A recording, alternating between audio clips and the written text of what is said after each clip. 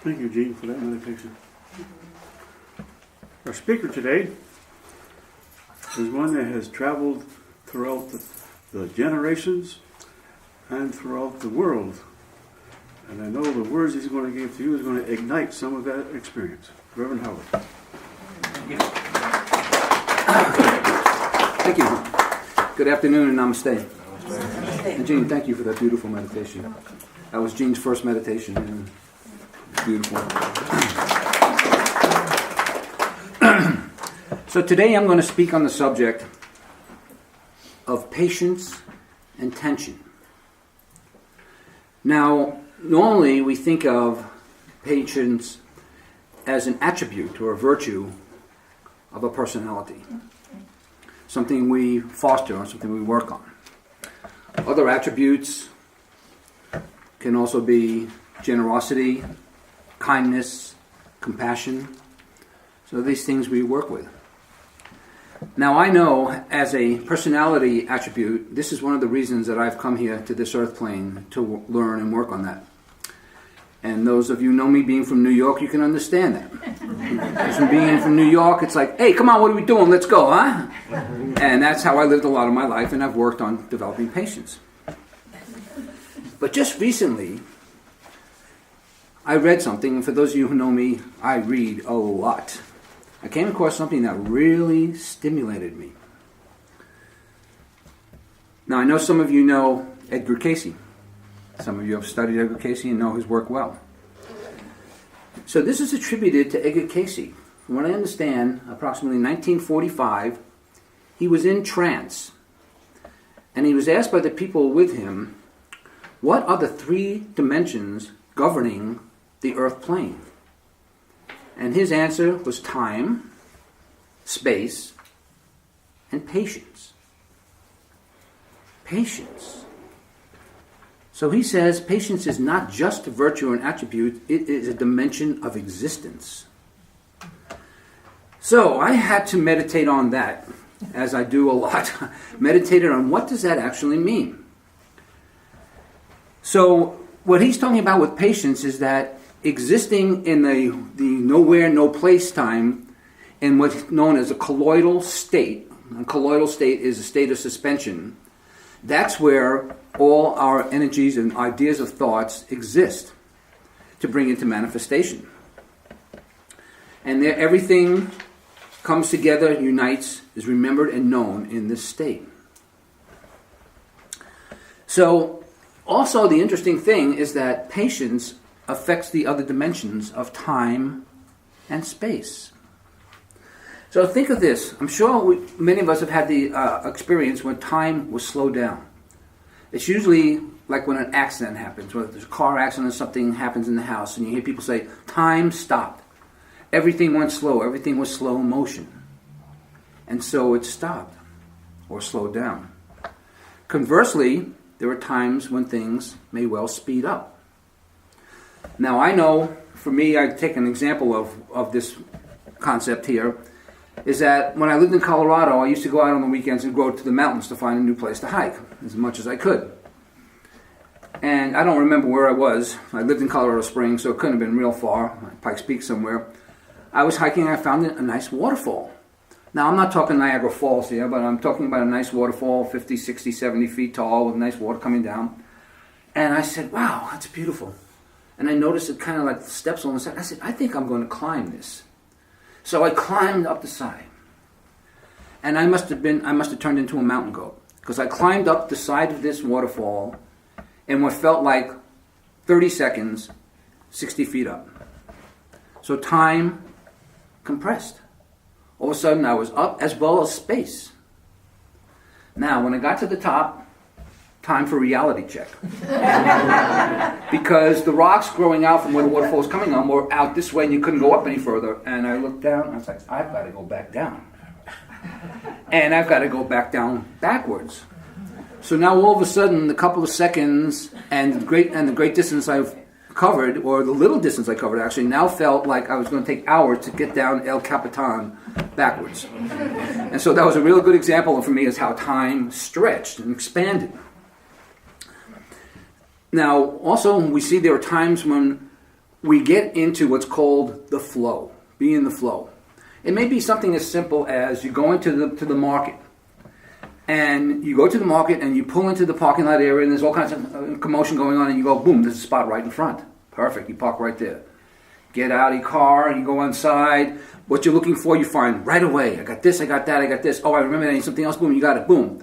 Then you go up to the checkout counter and there's nobody in this checkout line. And you go over there and you check out. And then you go back out to your car. And there's commotion, but there's nobody behind you. You back out, no problem. You go to the street, there's a lot of traffic. Or normally, no traffic. You just pull out, boom, you're home. You're in the flow. Now, for me, that is in the minority. Most of the time, I'm dealing with all the other stuff and people and, watching out to not get your car hit or get run over and standing on a big line, in the store. But when you're in the flow, that's another compression of time. Patience. Now, the other aspect of this is called tension. Now, tension is not the opposite of patience. It's a corollary to patience, the other side of the coin, the yin-yang. Because it is said by our physicists and our scientists in the world that this world would not exist without tension. Without tension, an atom could not hold the protons, neutrons, and electrons that flow in it. Without tension, these atoms could not form cells, which would form molecules. Without tension, they would not form rocks and plants, animals, human beings, planets, stars, and galaxies. So tension is very, very important to our world. As an example, if any of you have ever shot a bow and arrow, okay, there are several different types of bows. There's the compound bow that's got all the gears and everything like that, and you're supposed to put it back and shoot. Then there's the long bow, which is basically just a straight piece of wood that can curve this way, and then there's what's called the recurve bow, which is one that I usually shoot. It's curved like this and like that. Now, usually on those two bows, the string is not left attached, so when you're not using it, it's released. So if you were to use one of those bows when it's not attached to the notches on either side, and just put an arrow to where it's not there, and it would just fall on the floor right in front of you. But if you attach the string to the ends, you create tension, which allows you to draw the arrow back and shoot it. Also, for those of you who are musicians who ever played a string instrument, I play the guitar, so I'll reference that. When you want to change the strings in the guitar, you start out by removing the old strings and you put the new string into the hole in the main body and you run it along the keyboard and then up to the tuning keys. Now, if you don't do anything with them, just leave them there and you've got a bunch of strings and you go, bleh, you get no sound.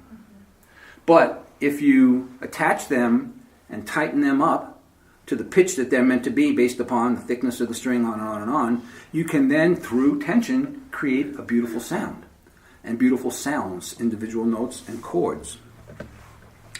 So tension is important in our life as well as is the concept of patience. All right, so now we've talked a little bit about this. So what do you do with this? What do you do with this? So now, I know when you have a situation in your life that you want to change, a problem, a relationship, a job, what have you. And if you use the personality characteristics of tension, you usually don't get much accomplished. I know I never have. If you're uptight, tense, uncomfortable, you can push and all you want, you can stamp your feet, you can do whatever you want, you don't get things accomplished. And finally, maybe when you learn to let go, get in a state that we call meditation or the stillness, the answers may come to you. Now, I know for me, there are a lot of different ways that metaphysicians, psychiatrists, what have you, have things that you can use, little tools, games, whatever you want to call them, on how to let go of that which no longer serves you and that which you want to bring into your life. So one of them is like you make a list. You make a list on one side of all the things you don't like and you want to get rid of, and you make a list on the other side of the things that you want. Well, that doesn't work for me because I find that I concentrate too much on what I don't want. And through the law of attraction, the law of correspondence, you continue to get that.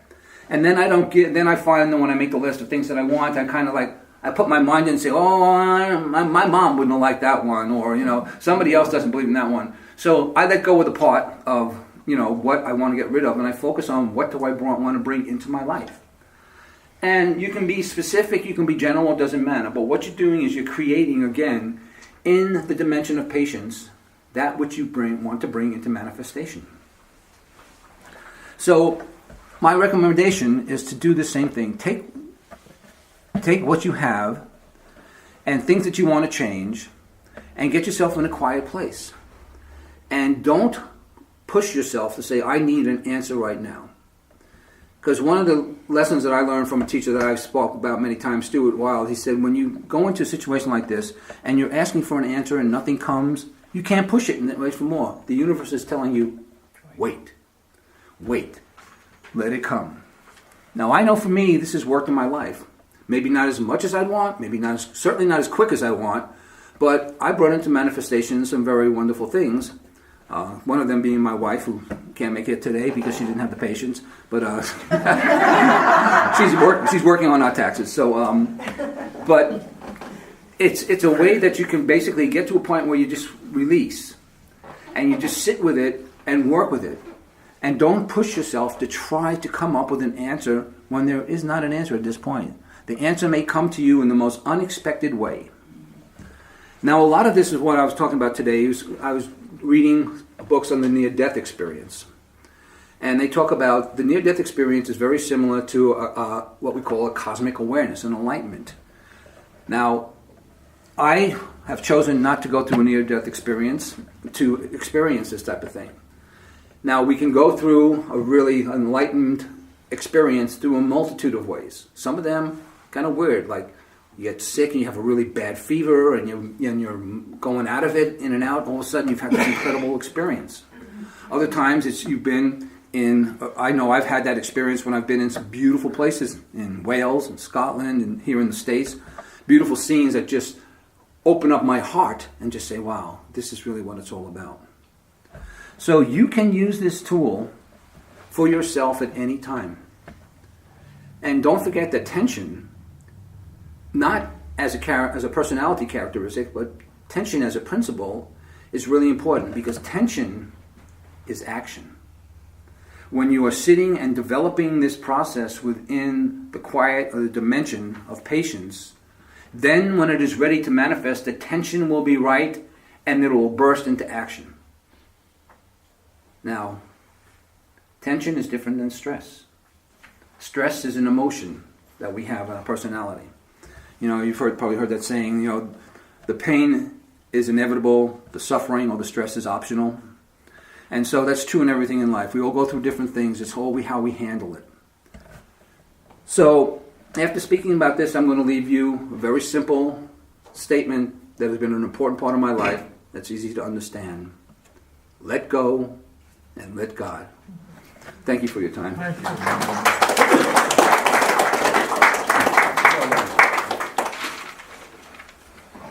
Thank you, Brother Howard. Let us at this time take our love offering and tithe. Let's place it between our hands and let's give a blessing before we give.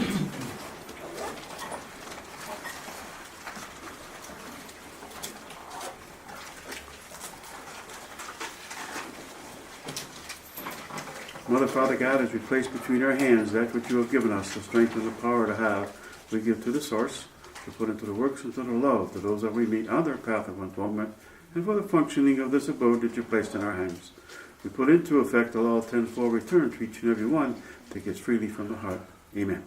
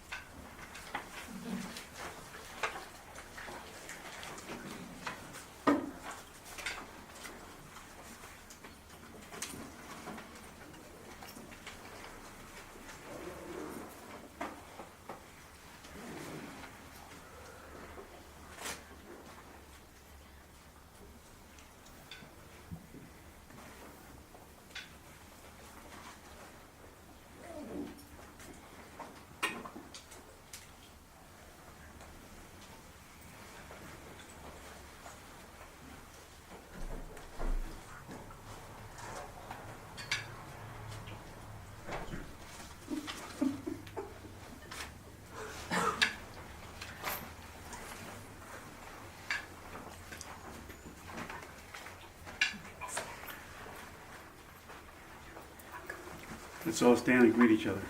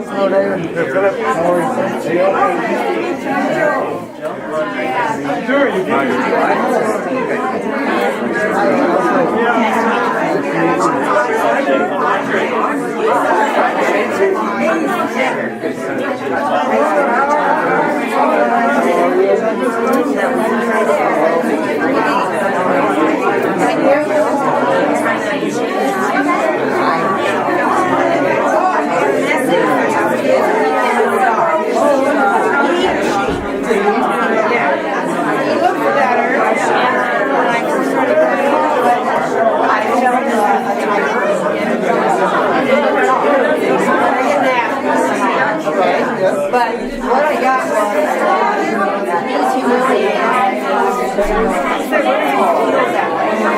And what I was reading information because I think he's very I haven't finished it yet because all kinds of stuff he's reading. I'm going to take on this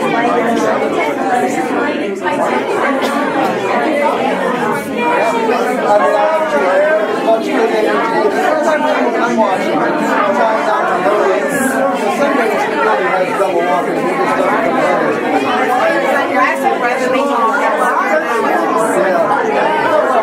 Pretty much in that ranch every day, 8 days straight. But he doesn't come out. How he feels about the same thing that came in and it just That was a powerful situation for them. Oh, and when he was biting me, that's her, but see, when you have an illness, it's a low vibration.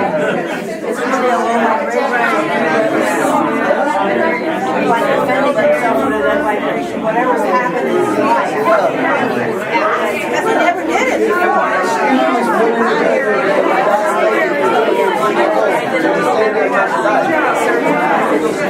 It's some kind of life option. That's what they do. Yeah, well, when I used to walk this over the older people,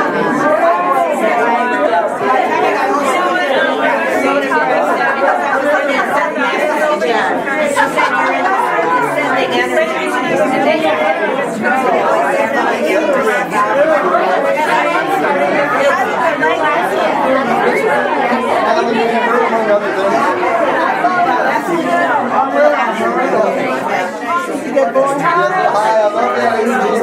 Oh, thank So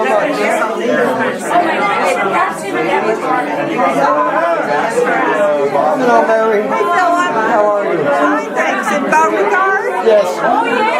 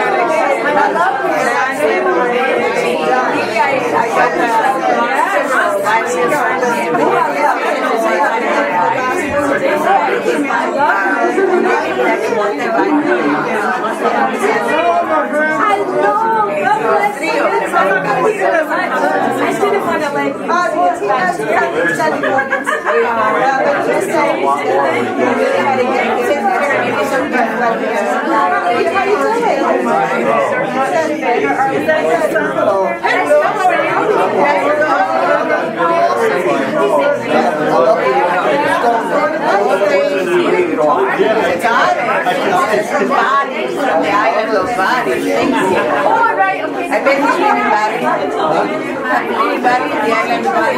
I have not. I wish I could. Oh, beautiful.